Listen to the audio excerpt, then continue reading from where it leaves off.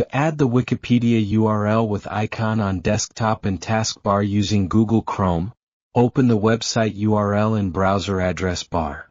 Click the three-dot menu in the top right corner of the Chrome window. Go to Cast, Save and Share.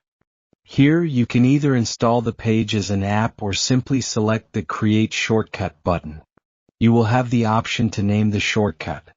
A shortcut will be created on your desktop while opening its folder in File Explorer.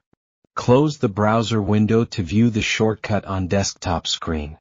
To pin the shortcut to your taskbar, right-click on it.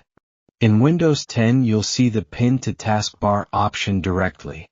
If you're using Windows 11, select Show More Options first, and then click on Pin to Taskbar. The procedure is exactly same in other Chromium browsers like Brave.